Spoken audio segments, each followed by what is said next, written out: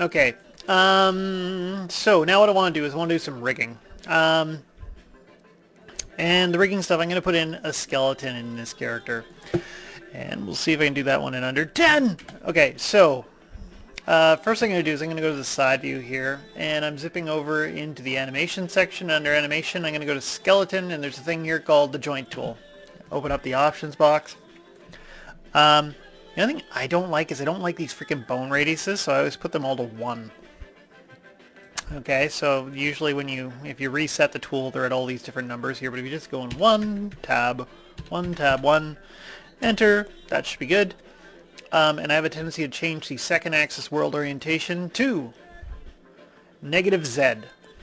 Okay, that comes in really handy for the back. That's the only place you really got to worry about it. Aside from that, we won't be dealing with a lot of this stuff this time through. I don't want to get too involved in this. But if I go in here and I do 4, so I go in wireframe, I'll start off with the leg.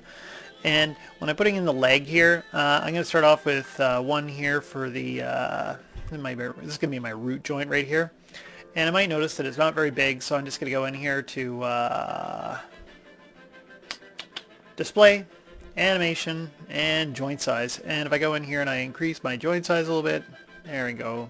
That should be nice and big and happy and shouldn't be too bad for the bones and stuff. You might have to adjust yours, make it bigger or smaller. I'm going to put in 1 here for the hip, and for the knee, and 1 for the ankle. Notice that I'm putting them roughly in the middle. This one here is maybe a little bit forward of the middle, okay, not too close to the butt, otherwise it'll form funny. This one here in the knee, I see a lot of people put it really close to the front, and I think that's wrong. I like it in the middle. It deforms a bit more evenly. And the one here in the ankle, just kind of a little bit above the top of the foot, something like this. And I'm going to put in 1 here for the balls of the feet, and I'm going to put in 1 here for the toe. I'm just going to hit enter. So that's done. I'm just going to take this and let's go, god damn it, let's go to the perspective view. So let's go to the front view. And I'm just going to zoom this out a little bit, and I'm just going to move this over.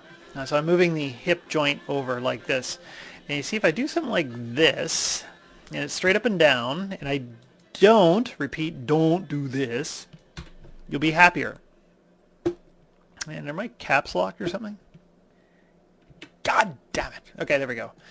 And I'll just undo that so it doesn't get touched. You want this to be perfectly straight in this axis here. It'll be easier for the IK handles when you put them in.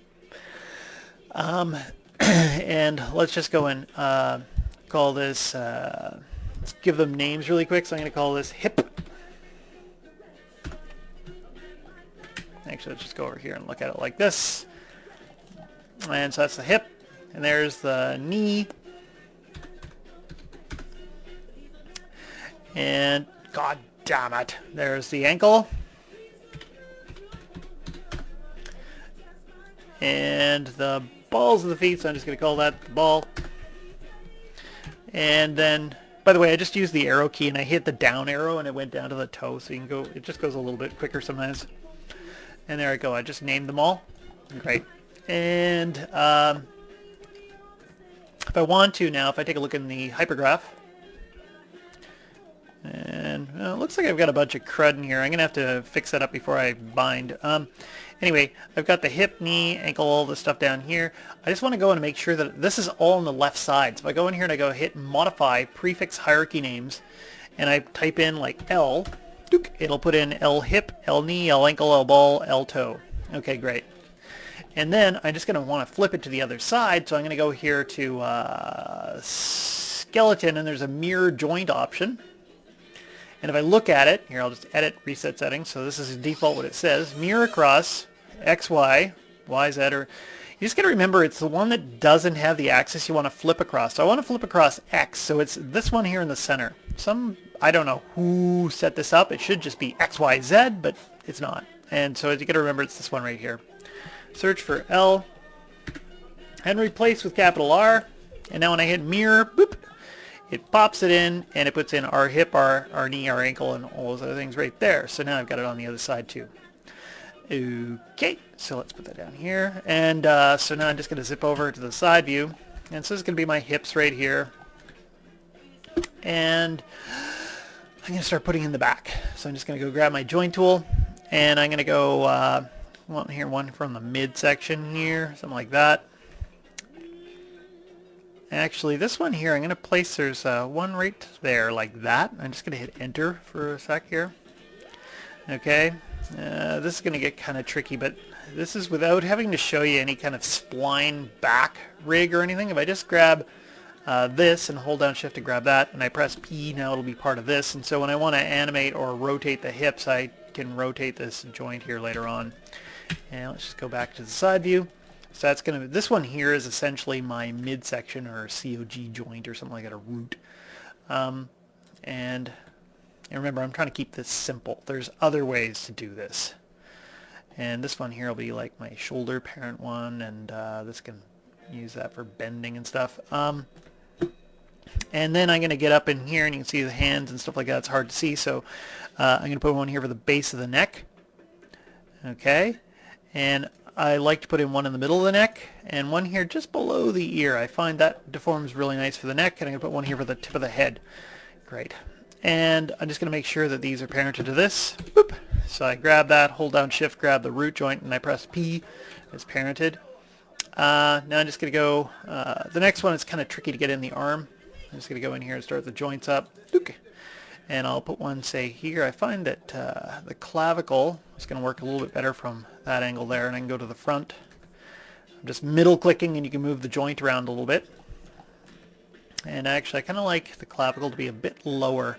Some people like to put it up here, up high. I think that gives a bad deformation. I'm going to put one there, and let's just flip to the top view. I'll place that so it's kind of in the middle of the shoulder. I'm middle clicking to place it. Put in one here for the elbow, one here for the wrist, and I find the wrist, it works really well if you place this just inside of the wrist like that. It works a bit better. Go back to the front view. And I'm going to place in one here for the hand. I kind of call this one here the palm joint. It's a weird little bob thing that I do. I have that in there. Great.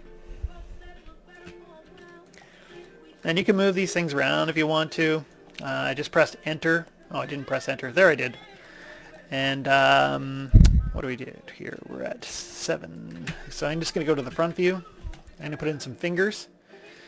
I think I'm not going to be able to make this in under 10 minutes. I've already done too much talking and yakking and stuff like that. And there, I've just made a finger. And I'm just going to make sure that gets placed right. So I'm just going to go here. Let's go to the top view. There we go. And this gets placed in these positions here. This one here, I'll move that up a little bit. I think it goes better there. And here it can go back a little bit. Okay, good. And then after I get that in place, I'm just going to make a quick duplicate. Actually, is my music too loud? I hope not. Anyway, yeah, I find it hard to work without music. Let's do this. And scale that down a little bit. I'm scaling it. I'm going to freeze those out afterwards. You could move the points around too. It doesn't matter. Do something like this. Like I could just place them, but I just found sometimes I'll scale that one in, and if I go over here and take this one and scale that so the child comes into here. This one at the tip doesn't really matter at all, that little joint at the tip. I'm just making sure they're in here for all the places there bends in the finger. And I'll place this one over here. What time are we at? Almost 9 minutes. Okay, let's go in here and grab that, scale that in. And I'll just make another duplicate. And remember that your thumb has the same amount of pivot points as the rest of your fingers. So I'm just going to place this over like this. And probably this one here, we'll just go and grab the move tool and I'll pull it out a bit. Let's see what that looks like here. You see it's kind of hanging out the side, so let's just grab this. And this gets really hard to look at, so I'm just going to go and hit 5. And there we go. And I'll just rotate this into place, something like this. I might rotate a little bit like that.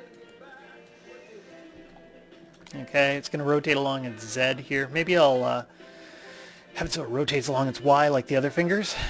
And I'll do something like this. Great. And I should probably move these things around. Another way you can do this too is if you just go over here to your Translate X, you can middle click and you can move them around this way so you find their bending spots.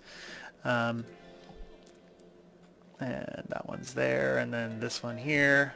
I'm just going in here, hitting Translate X and middle clicking, and that way works out fairly well as well. And what do we got? Oh, I gotta stop.